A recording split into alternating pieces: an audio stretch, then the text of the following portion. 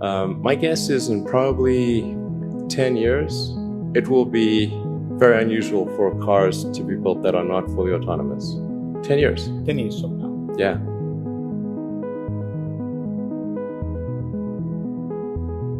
Well, I think this is one of those things that's quite difficult to predict. When you think of, say, the first controlled powered flight was 1903 with the Wright brothers.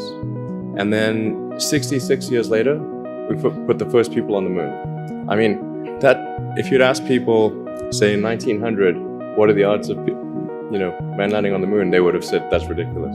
And if you try to talk to them about the internet, they would not even know what the heck what are you even talking about? Like, this sounds so crazy. But today, with a $100 device, you can video conference with anyone in the world, on the other side of the world. And if you have a Wi-Fi connection, it's basically free. You're free to have an instant visual communication with anyone, or even with millions of people. With social media, you can communicate to millions of people simultaneously.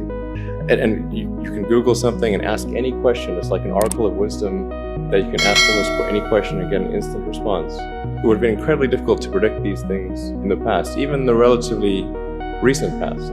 So I think the one thing that we can be quite certain of is that any predictions we make today for what the future will be like in 50 years will be wrong. That's for sure. I mean, I think directionally, I can tell you what I hope the future has, as opposed to maybe what it will be, because this may just be wishful thinking.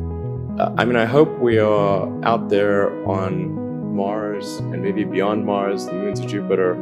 I hope we're traveling frequently throughout the solar system, perhaps preparing for missions to nearby star systems.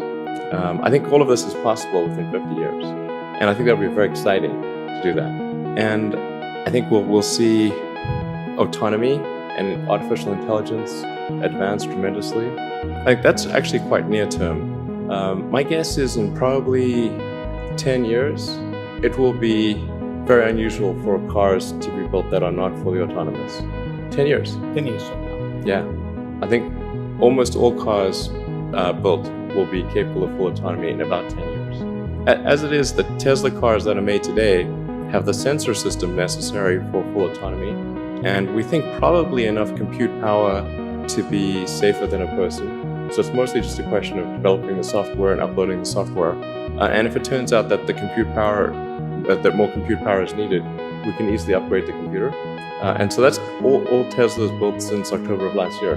And other manufacturers will follow and do the same thing. So getting in a car will be like getting in an elevator. You just tell it where you want to go, and it takes you there with extreme levels of safety. And that'll be normal. It'll just be normal. My interest in the future of humanity is, I guess, as a function of reading a lot of sci-fi and philosophy as a kid, and just sort of thinking about, okay, what's important to do? Like, why do anything? What's the meaning of life? And I came to the conclusion that what we really need to do is make sure that life continues into the future, and particularly conscious life.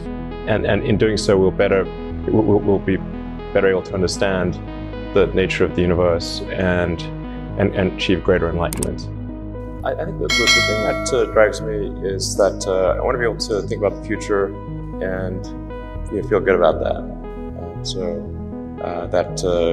We're doing what we can to have the future be as good as possible, to be inspired by what is likely to happen, and to look forward to the next day. So that's what really drives me, is trying to figure out how do we make sure that things are great.